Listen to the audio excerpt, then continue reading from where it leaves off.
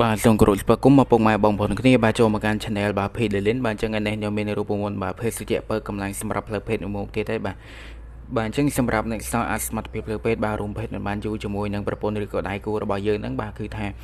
យើងបាទមិនសូវមានកម្លាំងក្នុងការរួមភេទអីទេបាទឆាប់មានទឹកបាទទឹករបស់យើងមានតិច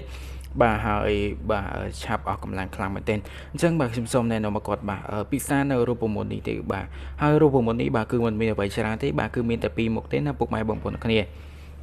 អញ្ចឹងសម្រាប់រូបមន្តទី1បាទទី1គឺយើងត្រូវមានរលឹកបាទហើយទី2គឺយើងត្រូវមានខ្ញីមកពុកម៉ែបងប្អូនបាទអញ្ចឹងវាមានតែពីរមុខនេះទេបាទផ្សំទៅជារូបមន្តដ៏អស្ចារ្យបាទជួយសម្រួលបញ្ហាផ្លូវភេទរបស់ពុកម៉ែបងប្អូនគ្នាឲ្យកាន់តែប្រសើរឡើងបាទអញ្ចឹងឥឡូវយើងទៅបាទទស្សនាពីរបៀបបាទធ្វើរូបមន្តនេះទាំងអស់គ្នា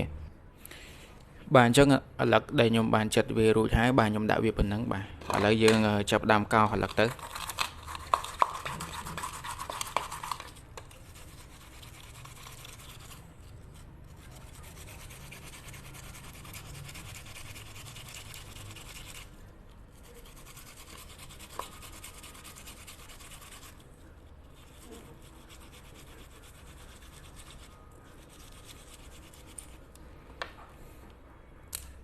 បាទអញ្ចឹងឥឡូវបន្ទាប់ពីយើងបានកោសរលឹករួចហើយបាទជាបន្តទៀតយើងកោសបាទខ្ញីមកបាទ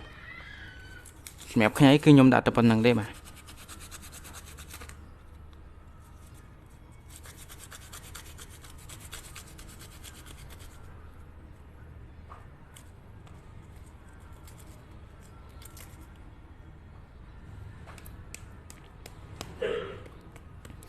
ហើយពុកម៉ែបងប្អូនគ្នាបាទទុករយៈពេល5នាទីទៅបាទដើម្បីឲ្យជាតិ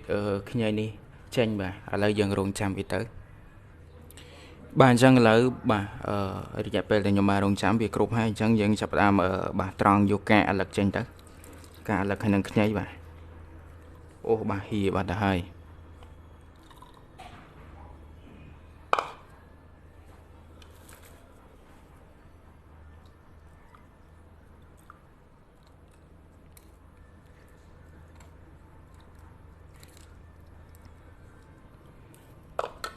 បាទអញ្ចឹងនេះទឹកអាឡឹកបាទហើយនឹងទឹកខ្ញីបាទអញ្ចឹងគឺយើងអាចពិសាបានហើយណាពុកម៉ែបងប្អូនគ្នាបាទយើងពិសាមុនពេលចូលគេងបាទរយៈពេល30នាទីទៅបាទចាំយើងបាទហើយយើងពិសាជារៀងរាល់ថ្ងៃណាពុកម៉ែបងប្អូនគ្នាបាទយើងពិសាកំខានហើយយើងរួមភេទទៅបាទប្រកាសជារួមភេទបានយូរជាមិនខានទេពុកម៉ែបងប្អូនគ្នាបាទកម្លាំងផ្លូវភេទរបស់យើងបាទកើនឡើង100%តែម្ដងបាទអញ្ចឹងសូមអរគុណសម្រាប់ការទស្សនាហើយកុំភ្លេចជួយចុចបាទជាវនៅ Channel របស់ខ្ញុំនៅផងបាទដើម្បីទទួលបាននៅវីដេអូបាទថ្មីបាទតាក់ទងជាមួយនឹងផ្លូវភេទហើយនឹងបាទសម្រាប់ផ្សេងជាបន្តទៀតបាទអញ្ចឹងសូមអរគុណសូមជម្រាបលា